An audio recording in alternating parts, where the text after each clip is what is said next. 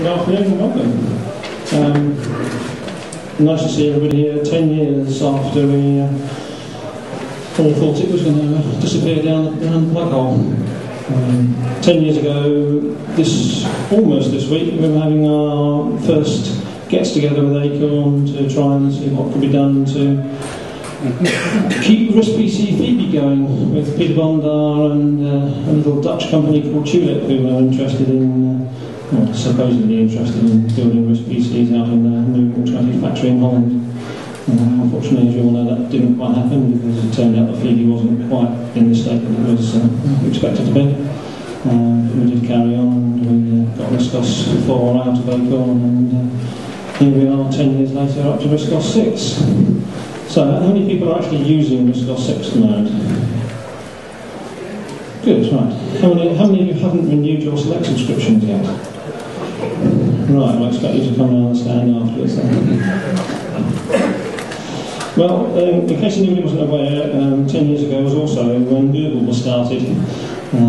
So, we haven't, I'm afraid, quite made the same killing on the stock market as they have.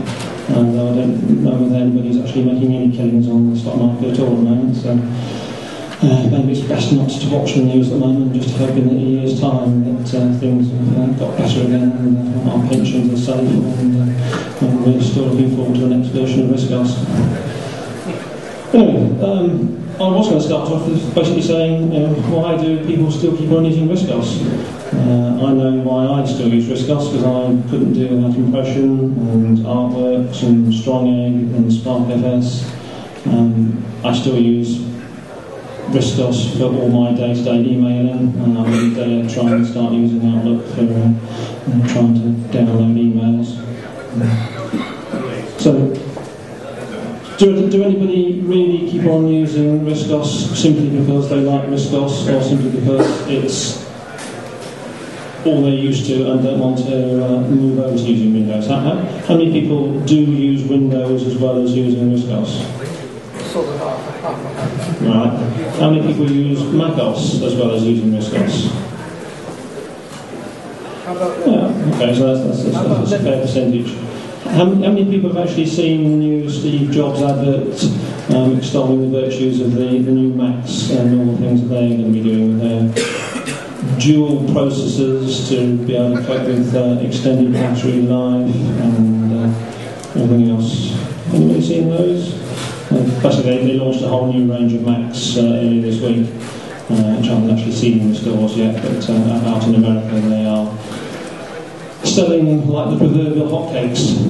Apple have done, I think, in this 3 quarters of the year, $7 billion worth of sales.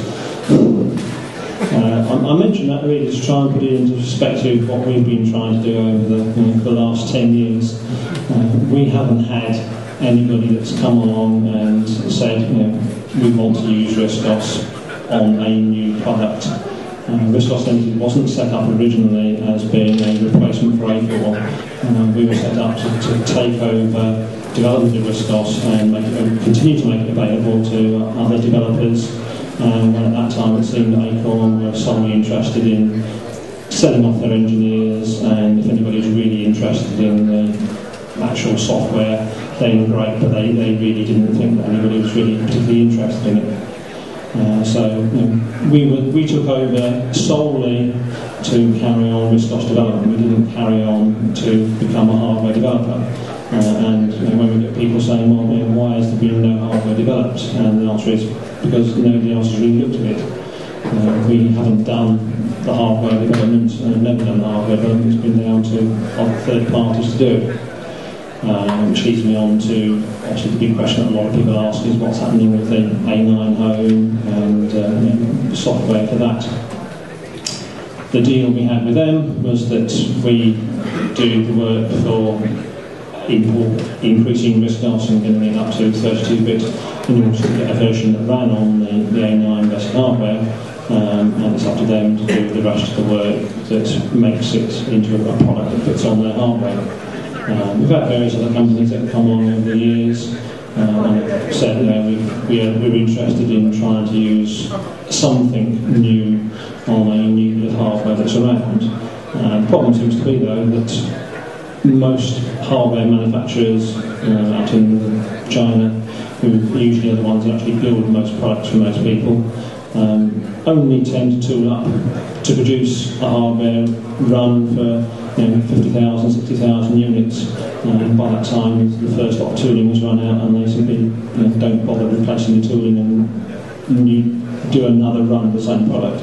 And they just go out and produce a new product because chips have moved on by then, manufacturing techniques have moved on since then, and that has been really the major problem for anybody that's tried to want to use RISC-OS on other new products that come along. Is because once a product comes out, we got a deal with Scion originally that we were going to port RISC-OS onto the netbook.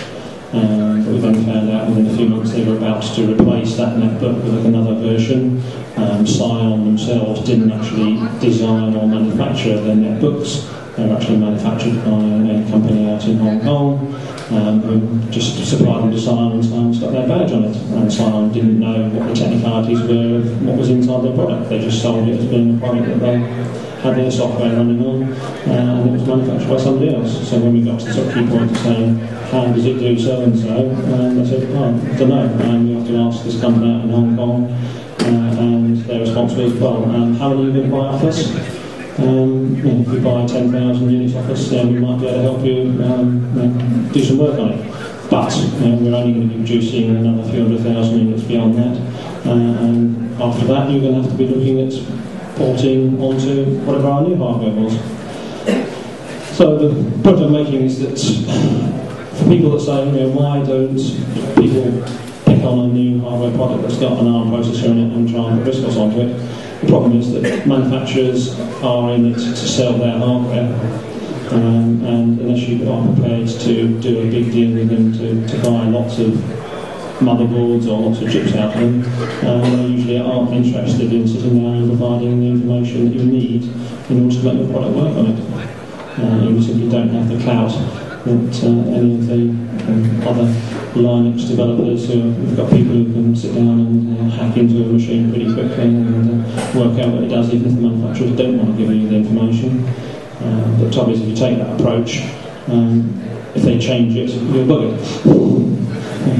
You've made a commitment to sell a product. It's going to not work in the future simply because the manufacturers have changed the component in it. So it's where I see the future going for us, really, to be honest, is in the virtual products. Being able to run RISC-OS on top of any other platform where Windows or macOS or potentially Linux is the actual hardware abstraction layer between what RISC-OS expects to see and what the actual hardware is. That seems to be, I'm afraid, the way that we're actually going to get things going for the future. But it has a lot of advantages by being able to take advantage of the hardware that manufacturers are bringing out.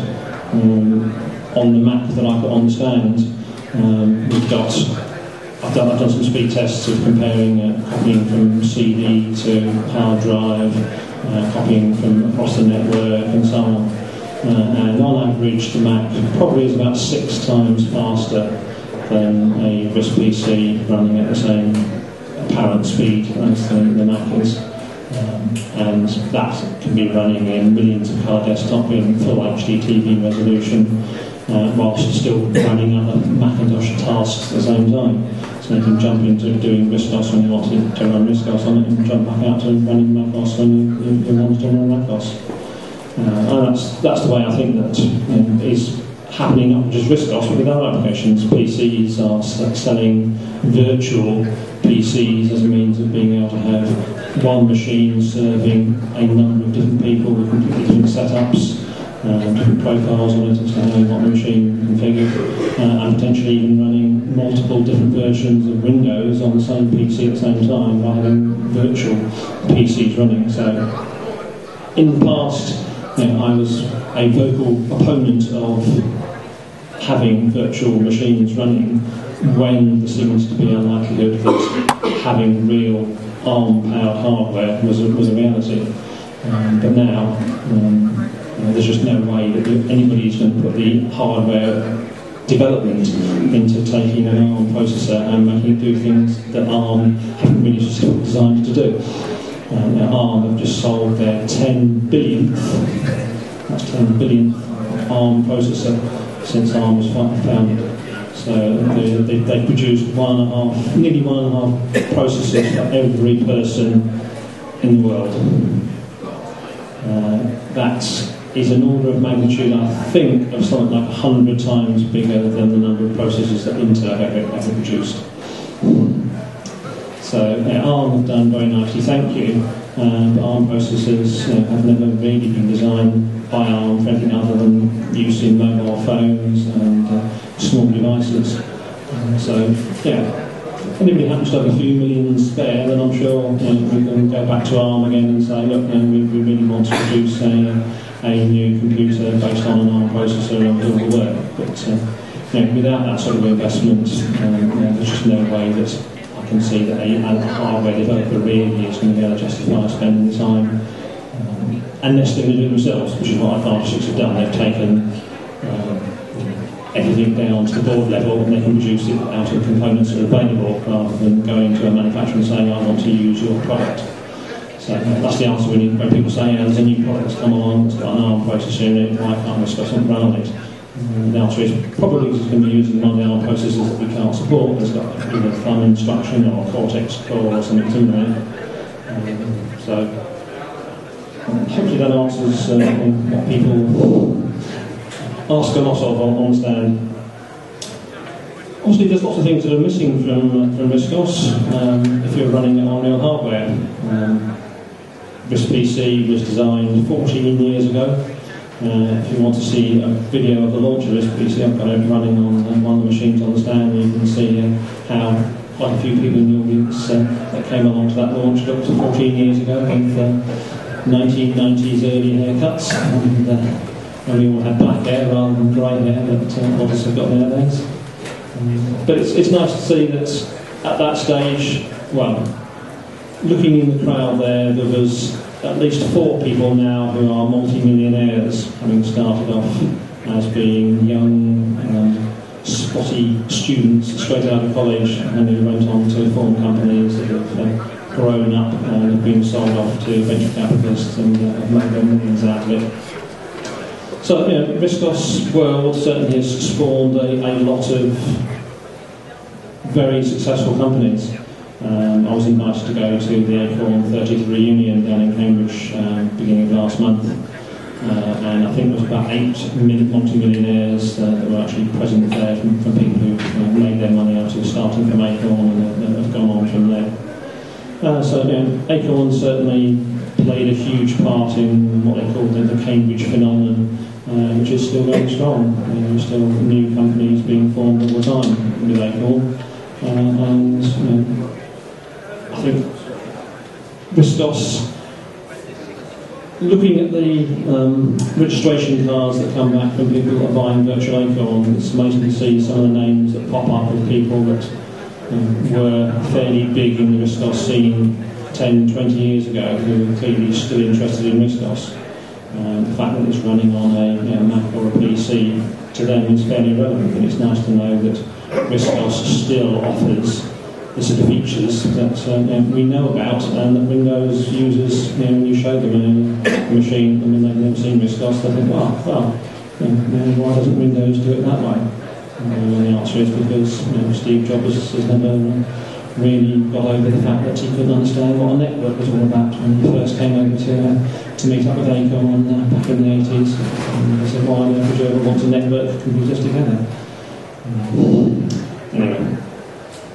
So, where are we now? We've got RISC-OS 6.10, which is available.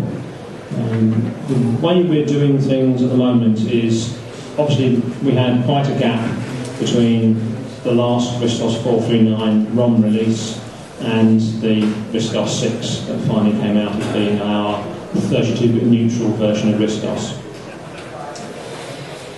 If you are a dedicated die-hard hacker and wants to use RISC-OS to sort of try out the latest things, we veered away over the last few years from doing versions of RISC-OS that were not fully tested and ready to use by anybody.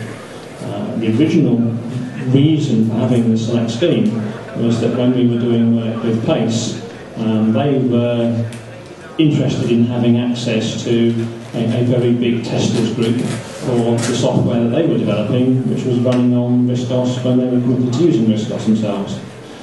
So the select scheme originally came about when they first said, right, we've got some new 32-bit stuff that we want people to test out, how can we go about doing that? And the result was that the select scheme was born, and some of those features that we got from PACE made it into the first releases, and we moved on from what had been original RISC-OS 4 development work.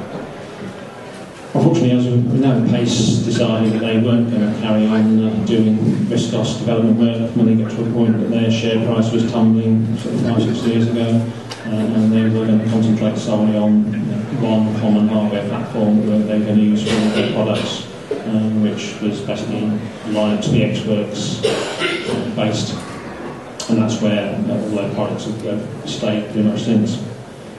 So we carried on doing the select scheme though, entirely on our own. We got to the point of having the 32-bit version of RISC-OS, and we're looking now at probably going towards having potentially, we haven't quite decided on this, 2 versions of select coming out.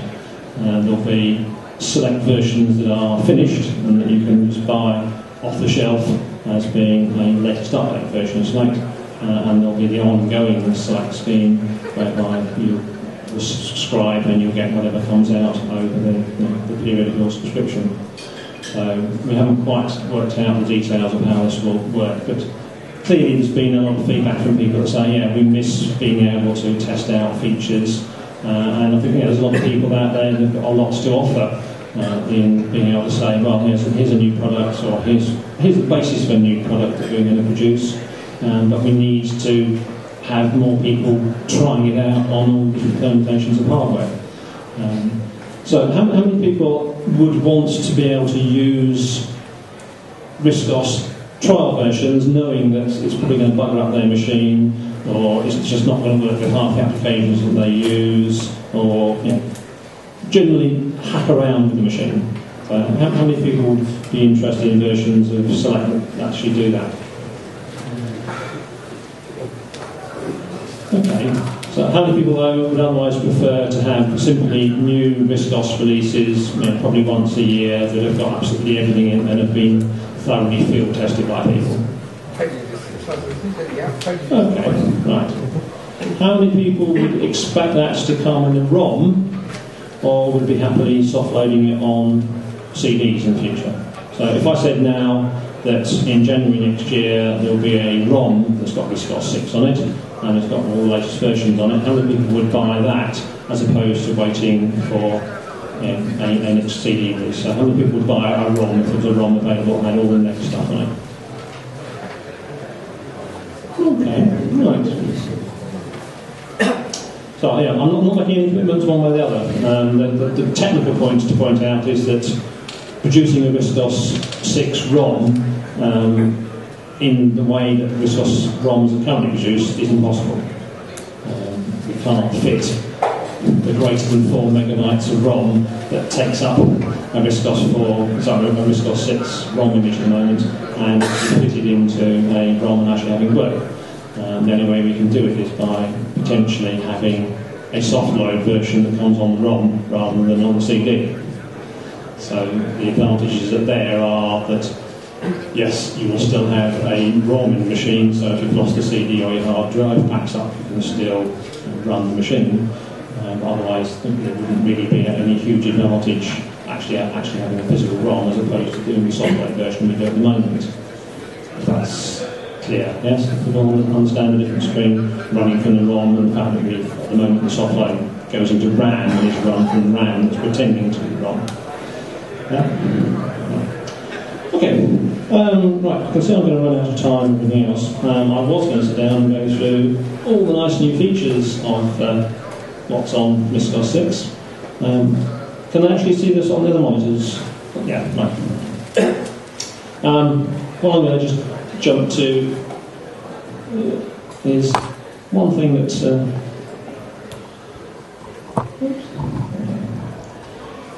we've been looking at. This is not part of the new release as yet. Is that we've now come up with a 64,000 colour screen mode, which that mode's that one can't take my name using that one. Should have tested that before I went in. Let's see if we can go back to the other one again.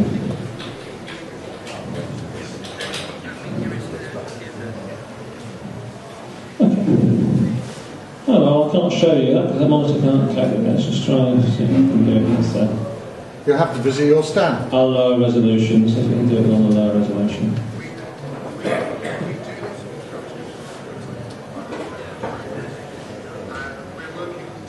Fingers crossed. Yes. Okay. Right, these perhaps Sony monitors that can't cope with high refresh rates.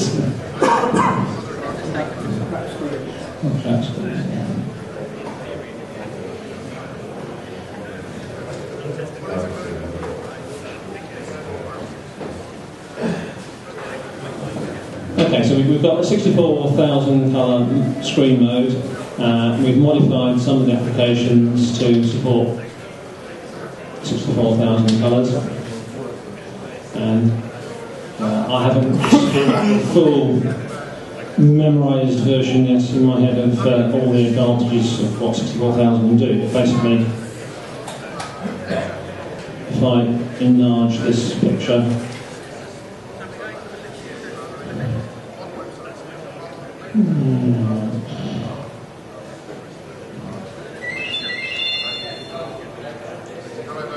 you may or may not be able to see from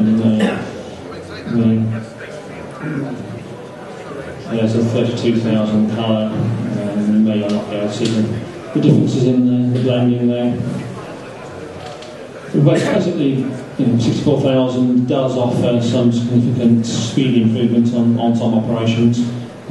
There is now to go with the 64,000 colour sprite file type, which obviously requires applications to be able to support those.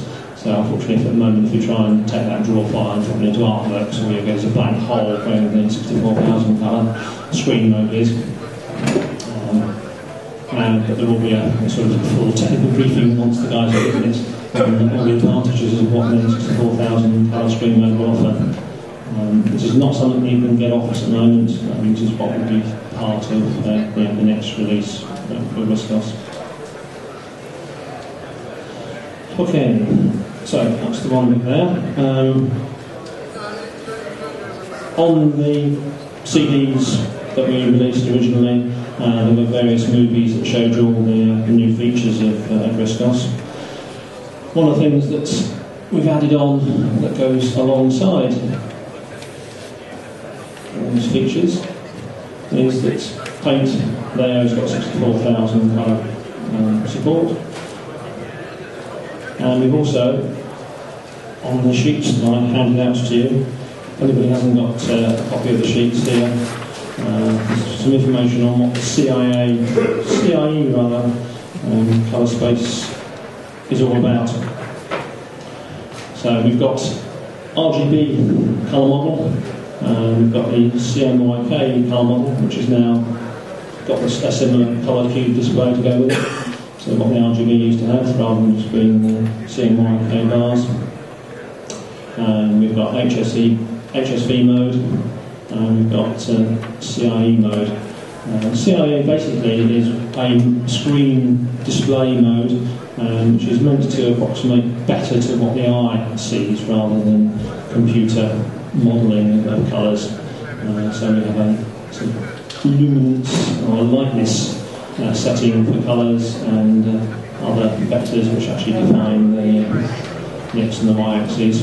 And the sheet here shows you the sort of range of colours and some of the maths that goes with calculating CIA colours. CIE is a standard that's used by a lot of other applications.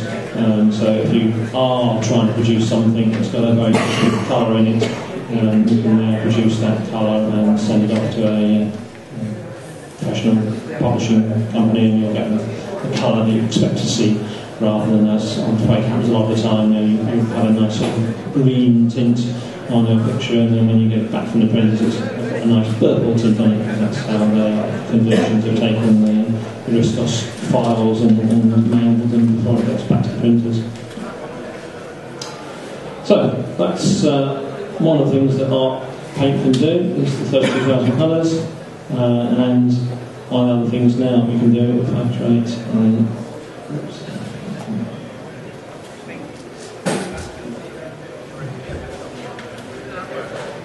We can create a sprite that's got the alpha channel included into it.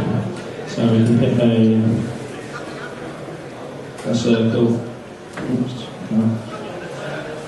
and we can set an alpha level on it as well.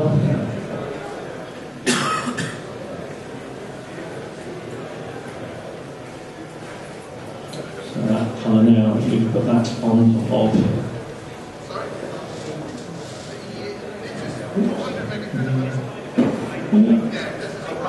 and so you've now got a sprite that's been created that's actually got an alpha channel built into it, so you can actually see through the colour where I drew that with a transparent. So it's, I suppose in some ways it's the poor man's version of doing transparency that you can do with artworks. It's also very useful if you are doing professional graphics and you need to be able to set a key channel and actually see a see-through part of a picture. Alpha channels, completely unrelated, I went out to Amsterdam a few weeks ago to see a broadcasting convention where they were showing 3D TV in various shapes and forms, and one of the features that Philips are working on for encoding current movies into a format that becomes 3D is that they add on an alpha channel to the video feed, and that's fed into your box that sits underneath your TV, and it takes the movie and adds on the 3D information which is included as an alpha channel, and when you watch it on TV then you get the 3D effect from what was originally not a 3D movie. So that was quite impressive. It turns out actually that a lot of the 3D movies that you see in the cinema, where you've got sort of lines of the Kalahari, IMAX and 3D, weren't shot 3D originally. They were done by people actually rotoscoping over the animals and deciding where they were actually going to fit within the depth of field. So there's quite a lot of money being spent into this. But alpha channels is something that's very useful if you know what to do with it. I won't go into any more depth than that. The other nice thing we've got on Paint is that we can actually change the resolution on it just by clicking and choosing options. So you can change the resolution from the standard 90 dots per inch down to 45 or up to 180. And it doesn't actually change what's on the sprite, it changes the header information that goes with it. So when you actually export it and drop that file into Draw, for example, we save it there. We've now, as I change the resolution, we've got a picture which is half the size of what it was previously.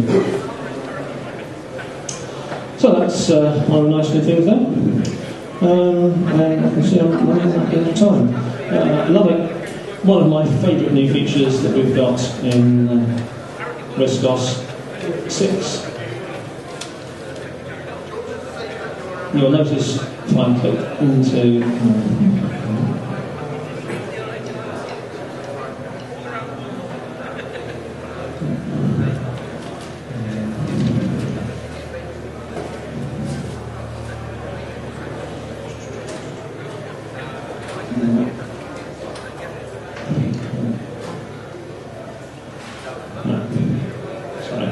I'm going to load on this machine.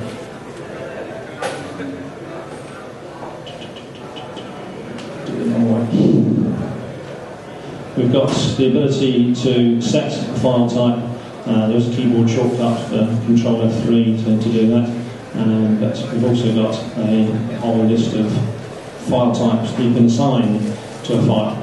So it's very useful if somebody sends you a PC file which you've downloaded and you're not quite sure what type it is, and then you can actually go through down the list of what file types that RISC knows about, give it a file type, MS Word or whatever, and click on it and it will quickly assign that file type to it. You have to try and remember what the file types were.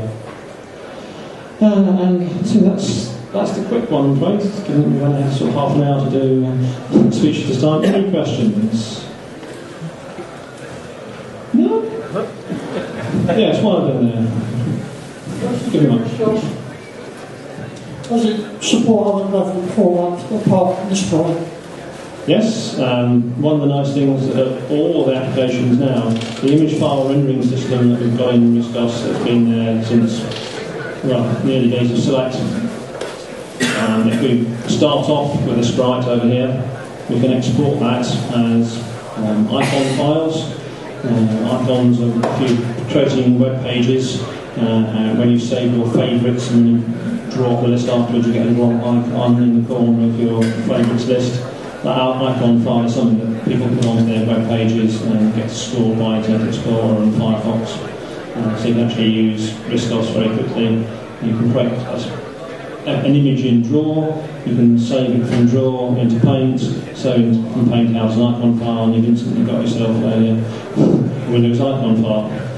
We can export straight away as a GIF file, Windows BMP file, Targa, which is a pretty old now professional graphics format, the newer PNG file format, and standard JPEG. We haven't got any support for JPEG 2000 yet, I'm afraid. Yeah.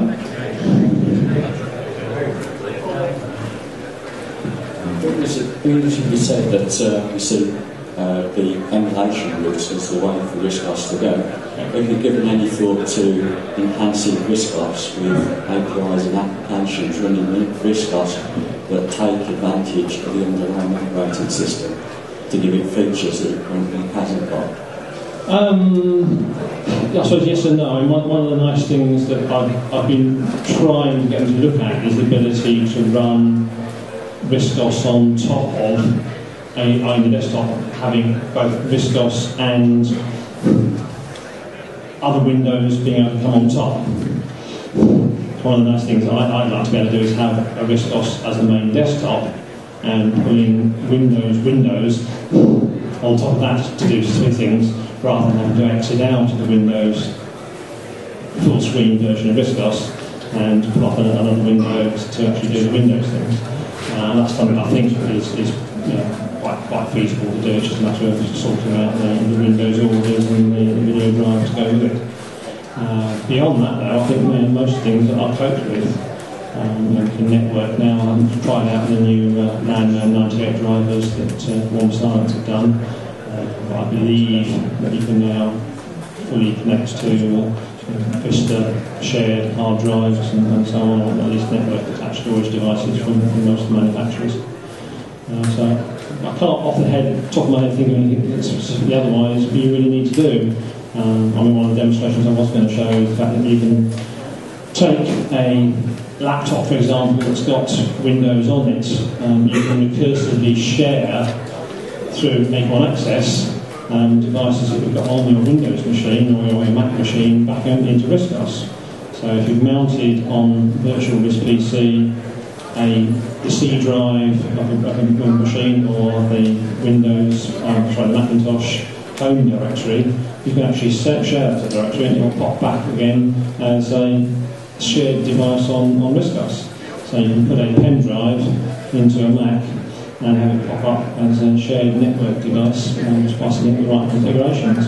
So you no need to worry about whether you can't get access to a USB drive or RISC. If you've got a virtual machine running, even if you have got a real RISC PC as part of your network, the RISC network, and can share those devices down the line. You can access things that you couldn't otherwise access.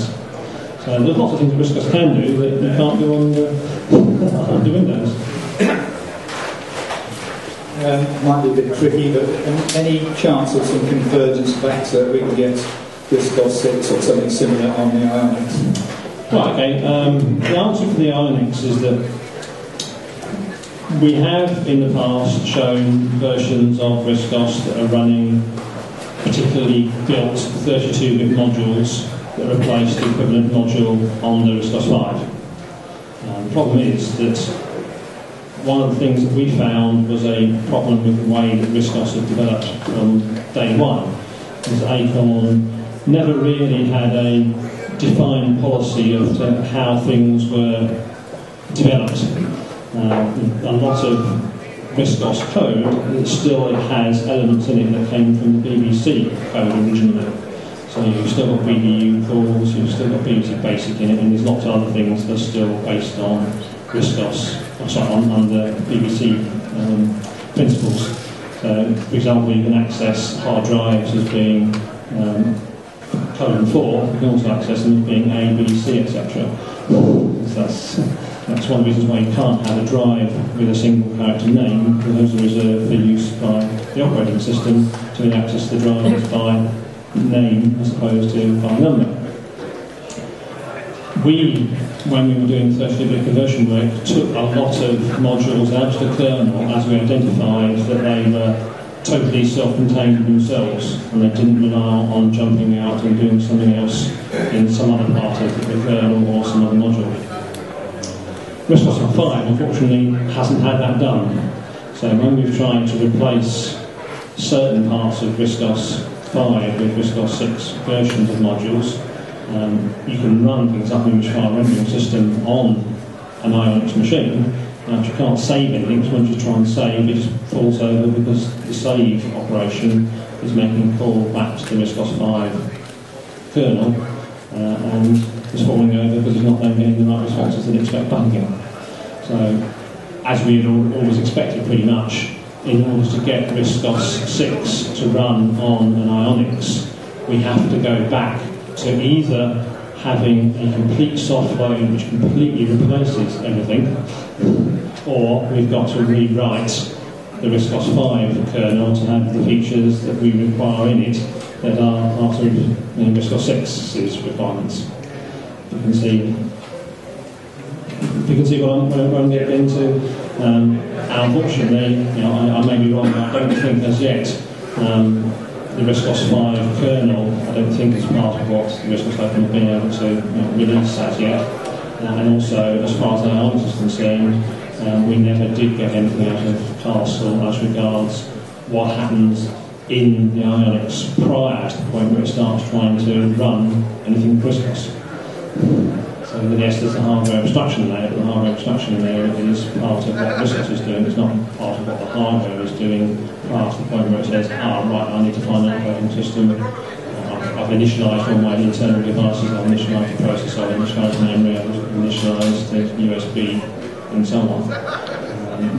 We never got that information out of Castle. I don't know whether that level of information is what RISC-OS Open themselves have got, or they're actually been able to release. So, yes, we can make certain things work on RISC-OS 5. We've either got to go the whole hog and write our own kernel to run on the Ionics, or not, I'm afraid. Okay. Well, thanks very much. Sorry I couldn't give you any more, but I hope that was interesting, and by all means come along and ask questions on stand.